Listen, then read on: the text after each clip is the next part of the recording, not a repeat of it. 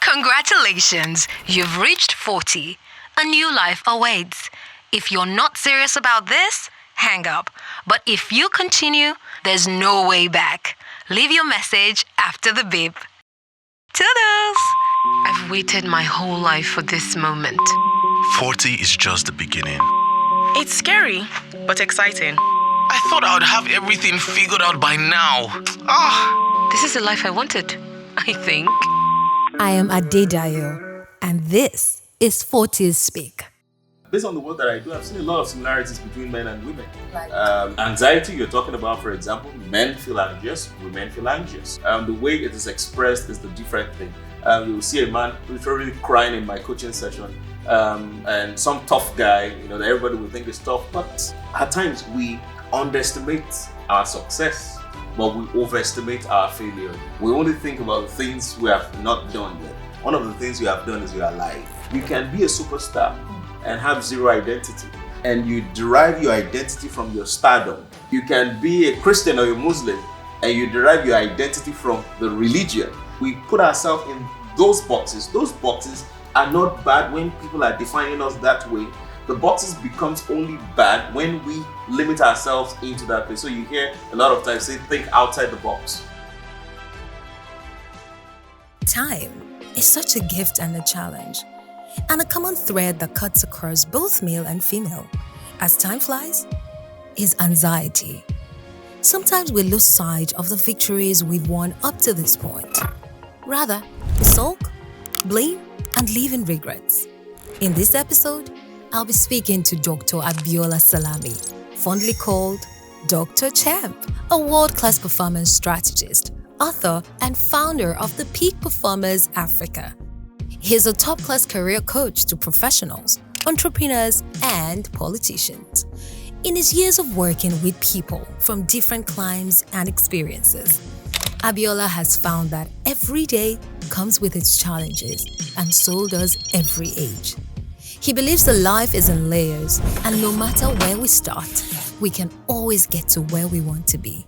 Let's find out how he handled clocking 40 and learn how we can transition into gratitude, regardless of where we find ourselves. Okay, so Abiola, did you look forward to being 40? Okay, I look forward to every day. I look forward to every new day because for every new day is a blessing. And I'm not trying to be religious or anything. Okay. By blessing, I mean every new day is an opportunity. An opportunity to want to continue to discover myself.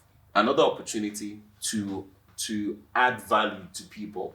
And so I look forward to every new day with so much passion, and positivity. So 40 was coming and started thinking about it that, hey, boy, it's 40, man. So I started Champ at 30, right? So it's 10 years of Champ. So that came for me as well, that, it's a decade of doing this, a decade of being on this journey. And of course, some personal things. I remember when my dad clocked 40, I was writing WAEC then. When my mom clocked 40, I was in 200 level, I think. But generally, and I believe that that's the way every one of us should approach this, male, female. And it's not even about getting to 40, but for every day, we look forward to every day. It comes with its challenges anyway, and which is part of life. We cannot take out challenges from life. And what challenges do to us is they make us stronger. We grow our mental biceps, that's the way I say it, so that we can confront some other things. So 40 was coming, I was excited. I was thinking as well, trying to count the blessings on one side. And what we do for the most part is at times we underestimate our success, but we overestimate our failures. So an individual gets to 40 and then the person will say, boy, wow, I've not done this, I've not done that, I've not done that. And we hardly think of the things we have done. We only think about the things we have not done yet. One of the things we have done is we are alive. Definitely. And then once there is life, there is hope. It's true. Valid point. I call hope HOP as holding on with a persistent expectation. You know, HOP. So once you still have breath in your nostrils, that look. I want to start writing down. Abiola is coaching me already. You know, that once you have breath in your nostrils, no matter what it is you've not achieved, you wanted to build a house, you know, in some part of town, you've not done it yet. So far you have breath in your nostrils, you can still do it. Is that part of town going to be which part? Well, some part of town, like highbrow part of The town. fruity island. Of course. Okay. You know, you can still do it, and it's about approaching life with that positivity. So I'm saying that those watching this, whether you are 40 yet or not, you don't wait to be 40 to do whatever it is. You can start from wherever you are to do whatever you want to do. So does that mean life really doesn't begin at 40? Because that's what we all hear. Life begins at 40. And then I find from the people that I've also spoken to that it seemed like you are one of the few men that are most enthusiastic, was a lot more intentional about being 40. A few of them were like, just another day. I'm a guy, man. My life is just starting. So maybe it works more for the men than it is for women. But for women, I noticed a lot of anxiety, apprehension. You know, the question about who am I really, finding themselves. The question of identity play out for you. Okay. The thing about, I'm a guy, it's just another day. The truth is, it's just another day. Think about it. How did this year's thing come about? A lot of us, we don't know as much as we think we know because we don't know much about history. It's just what is handed to us by some authority figures today. And so we just celebrate birthdays. How did this come by? At some point in time, there was no time really calculation. So you hear maybe by biblical days, they say somebody lived for 1,000 years. There's a different way they were calculating years that time. It is as humanity continues to discover the greatness of what was created, and we continue to become more civilized meaning that we're learning more, getting more educated about what we have around us. And then we came into understanding that, time. So the earth revolves around the sun for 365 and a quarter days. And then what we call a day, then eventually we came about something called 24 hours, leading to months, and leading to weeks, and to months, and to years. And then we were counting it by ourselves.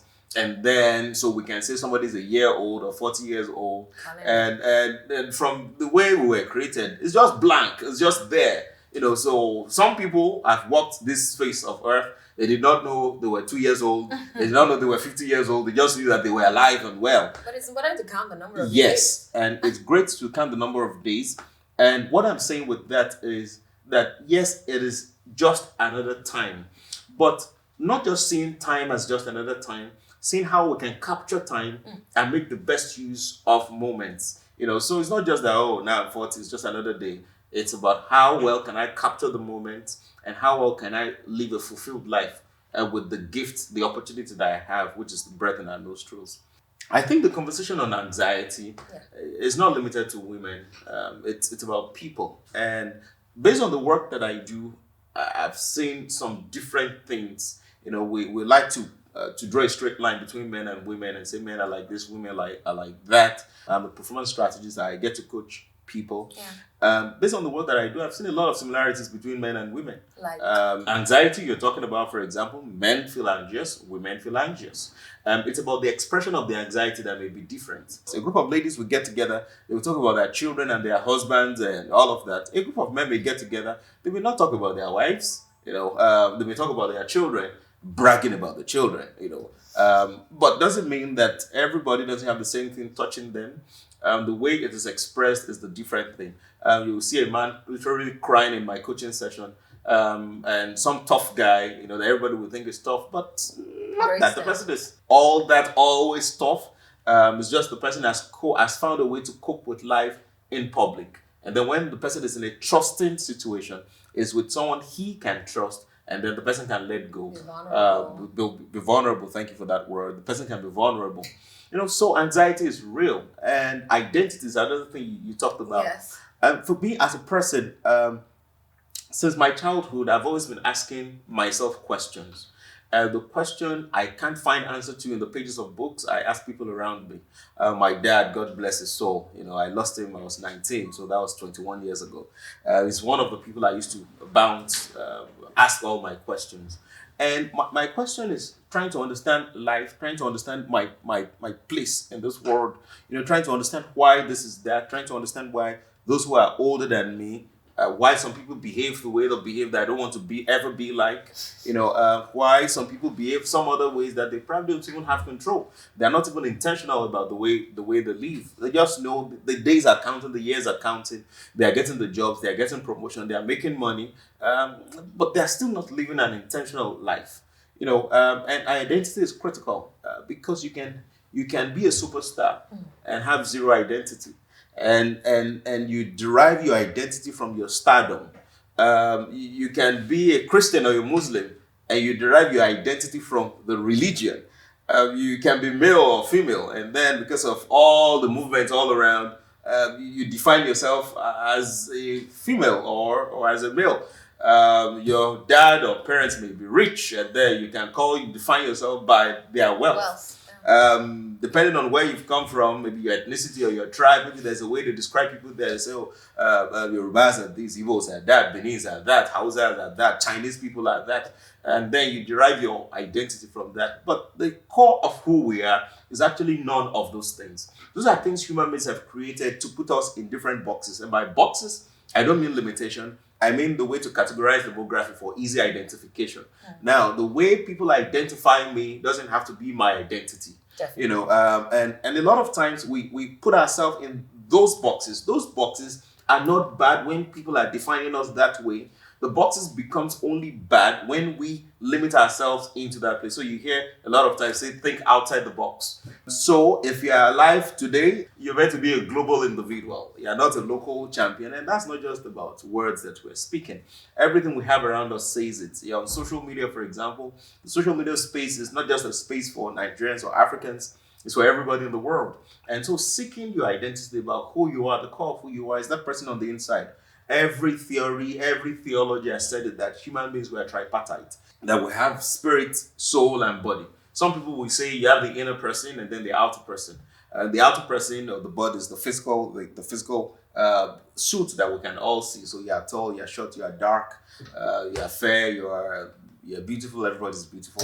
All of those things, they're just for identification purpose. But the core of who we are is on the inside. And the way we are created, we are like onions. If you see a bulb of onion before and you peel the outer part of it, there's always something on the inside. If you peel that other thing on the inside, you continue to discover until you get into the core of how that onion is created. It is the same for every one of us. Self-awareness is a journey, one that asks us to dig deeper. Why do we do the things we do? We often think we know ourselves best, but could we be missing important blind spots? Abiola, who is recognized as one of Africa's most influential coaching leaders by the duo of African Leadership Awards and World HRD Congress, speaks on deriving identity outside of the social boxes created. We'll find out if the path to self-awareness is a straight road, and if becoming 40 makes things easier or harder when it comes to this. The question around discovering yourself, because a number of people have spoken about, I confronted myself, I asked myself the question, I started to inquire more about myself. What type of question do you begin to ask yourself when you're learning or when you're in your journey to self-discovery? How do you unravel yourself as a human being, not defined by all that is around you or by your experiences and your past or even your present state or by the money you have in the bank? Okay, so self-discovery is about being intentional. It's about self-awareness. And when we're throwing this self out, we're not talking about ego, we're talking about the individual. So it's about self-awareness. Yeah. The question is, how do you gain self-awareness? Okay. Do you know your unique strength? Do you pay attention to it within your group of friends of 5 or 7 or 10?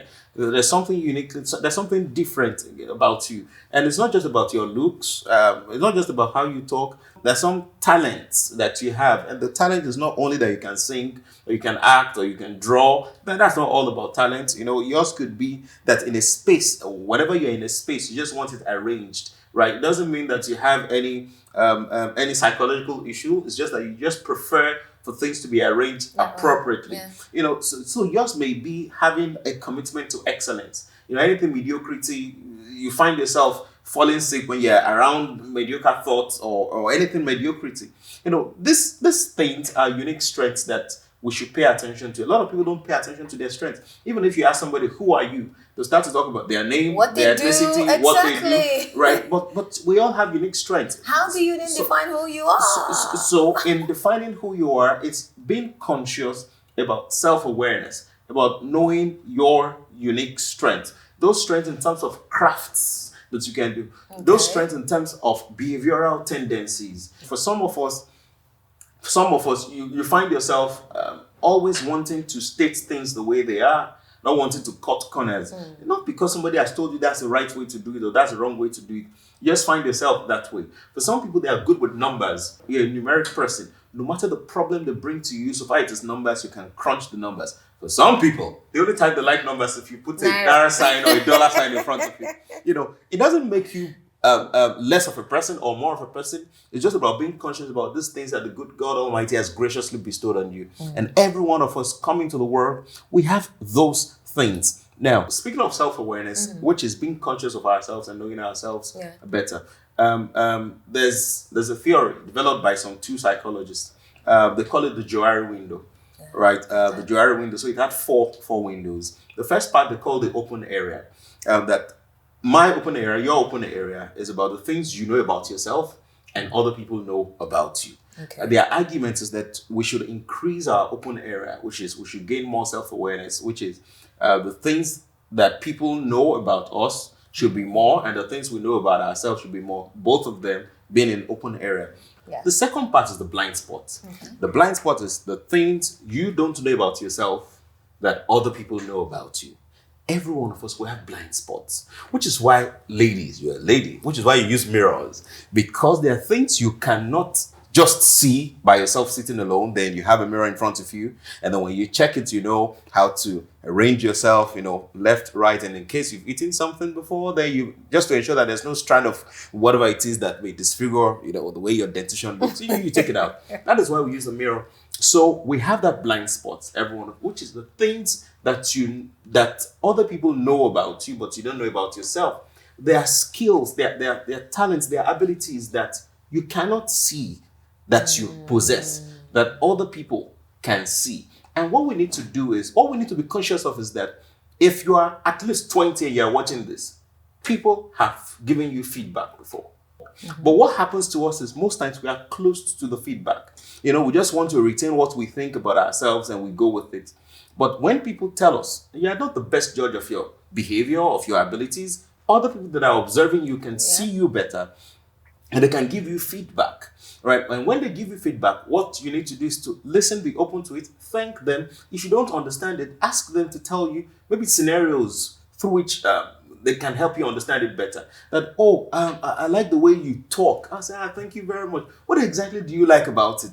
Then the person can tell you that, okay, I like your pace, I like your swag, I like something about it. And then they state what exactly it is they like. When you hear something like that, it's not the time to now carry shoulders and say, yes, I'm the best in this thing. It's to notice that, someone has observed that I have this. And you have people confirm it again for you. You know, so it's important that blind spot, that we acknowledge that we have blind spots, that we acknowledge that no matter how old you are, that there are things about yourself you cannot see. And know that the people around you, some people, because of proximity, they could be blinded by proximity, which is they are too close to you, so they cannot see some things about you. And then some other people on the outside can see those things about you. Now, it doesn't mean that the people that couldn't see it, then you brand them that they are enemies of progress. It's just because they couldn't see it. And then you take the feedback from other people to continue to gain self-awareness, to identify yourself appropriately. I've talked about the open area.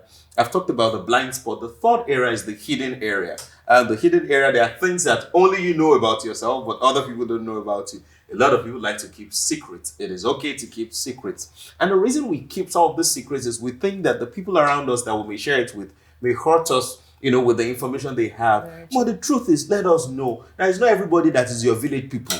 It's not everybody that is set out to hurt you. It's not everybody that set out to harm you. Some people cannot actually help you when they don't know what you're going through, when they don't know what's going on with you. And going through doesn't necessarily mean that you need money from them every time. Doesn't necessarily mean you need their help, their time every time. It could just be in the conversation that a time of vulnerability, those that you can trust, yes, and share with.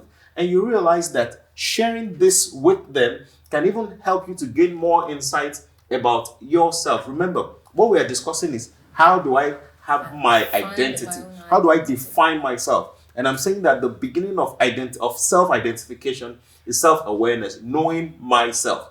The fourth area is my best part.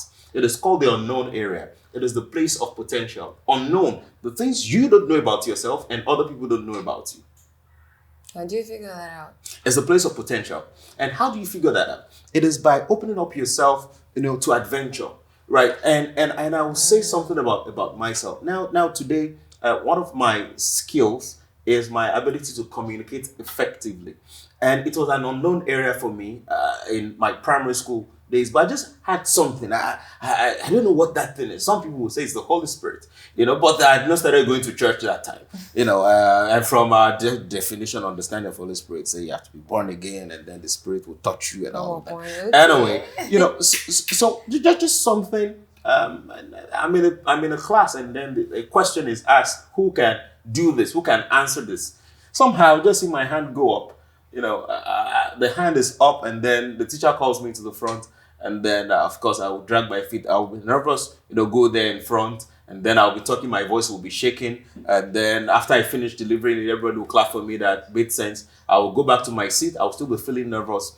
Did the same thing in church. When I started going to church. Who has a testimony? I will see my hand up.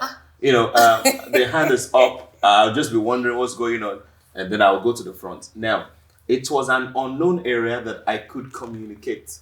But because I did not know it, other people didn't know it, because there was no platform to do it. Okay. But when we open up ourselves to adventure, when we open up ourselves to volunteering for engagement, for events, you realize that you can. How did you know you could sing, for example? It's because you started doing something somewhere. And then somebody calls you that, hey, come and do this. And then you discover that, I'm actually a good singer. Yeah. And then people saw that, you're actually a good singer. There are things trapped on the inside of every one of us.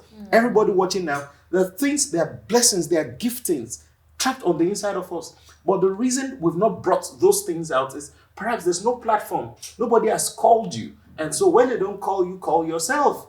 Right, and that's why social media is great. It's a great platform for you to showcase and be yourself. You think you can sing? It's okay, try it. And eventually you realize that you cannot sing. No problem, nothing spoiled. No problem. Switch to something else of interest. So that unknown area is the biggest part for me. It's the place of blessings. The potential, the things that you can do that you don't know you can do. Some of you watching this, you can paint. Some of you watching this, you can be the best artist. And by the way, it doesn't matter what your age is. You see, I wanted to talk about my mentor the other time. This year, 2022, he will clock 90. And whenever we are talking, he's telling me about something new he's trying his hands on. And then I think about him, and this is not a this year conversation. 5 years ago, 8 years ago, 10 years ago, that's what he'll be telling me, something new. Then I'll look at him like, this man is old. The age gap is about 50 years. Right, and then he's talking about something new. And you and I know that there are people there in their 40s now, and as far as they are concerned, they have parked. Yeah. They have plateaued. Yes. Somebody said that people fail not because they aimed and they missed, but because they aimed and they hit.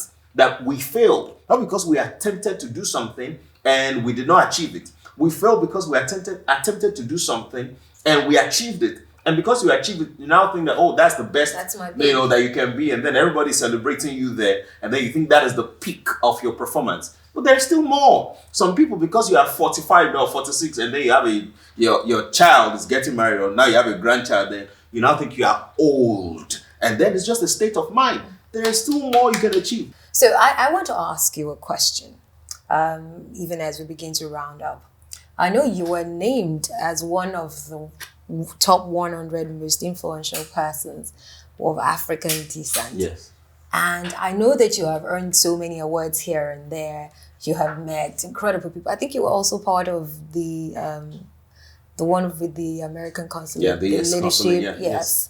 And I'm like, how have you not let all of this define you? And or define you in terms of your identity. It seemed like you had gotten right. The successes you have achieved and your identity. How do they align? How do you balance? How do you keep yourself? Okay. The number of things that comes to mind. First is to know that this is a journey, it's something ongoing. Because I've seen some things happen to me and I'm shocked, right? Maybe some recognition somewhere. So this is the first time I'm saying this. Forbes is knocking. Wow. If you know what that means, Forbes is knocking. They knocked yesterday. So Forbes is knocking. So we are happy. Yes, so I'm excited. Congratulations. Thank you. So I've seen some recognition happen. I've seen myself amongst certain people, and completely different from my background, from where I'm coming from, and I am grateful to God. And I also know that I've not seen anything yet, that there are greater things ahead. And what I always know is that for every recognition, for every opportunity, it's a humbling moment for me, to see what other possibilities are ahead of me. A lot of times when people become famous, we allow the fame to become us without necessarily knowing that you are a person. So a lot of times we have personalities and not persons. Personalities are not persons. And for you to sustain the personality that you have, you need to continue to remain a person. A personality is a media, it's branded, it's media, it's awards, that's personality. You need to continue to be a person. And I'll refer to a verse of scripture. When a gentleman champion, Peter, was writing to some of his mentees, and he said that to your faith, add knowledge. To knowledge, add self-control. Which is, yes, now you know a lot, right? But it is only when what you know is needed. That's when you should open your mouth and speak. Learn to use your ears more than you use your mouth. That you keep quiet. And no matter what you achieve, arrogance shouldn't come into play, because self-control. So this is what I continue to teach myself. I'm not there yet. I continue to learn. I continue to learn, and grow, because the truth is there's a way what you've achieved, could make you feel pompous, and then you are carried on, and really whatever it is that you have achieved. Some people achieved it. Some people achieved it 50 years. Some people achieved it before you were born. If you achieve it in your 30s, someone somewhere achieved it in his teenage years or her teenage years. So there's really nothing. And we like this thing. The first person in Nigeria to do XYZ. If there's a first person already. Comparison. Say the first person in your village to do it. If other people in your village say the first person in the family to do it. What counts is adding value. Adding value, yes, very correct. Adding value, making an impact, making a difference, living the life that impacts others, not the life of survival, which is what many do. They want to be that. That's why there is a sense of always acquiring. And you want to get more awards, you want to get more money, you want to get more this, rather than looking beyond yourself to how your life impacts others. Okay, so your final word then. My final word, no matter your age, no matter your color, no matter your gender, let nobody kill your spirit. You too, watch what you say and do to others. Don't kill other people's spirits. Use your mouth less, use your ears more. Concentrate on adding value to people. And with that, hopefully, the world will be a better place for everyone. Thank you. Thank you. Give yourself a chance to try new things, to explore the depths of who you are, the gifts you hold inside. Don't let them stay trapped. Be a feather, be a stone. Knowing when to be either of these is the key to self-discovery. Overall, it doesn't matter what shape you take. Just make sure you grow. Don't stand in your own way. Make the choice to stay true to your own soul.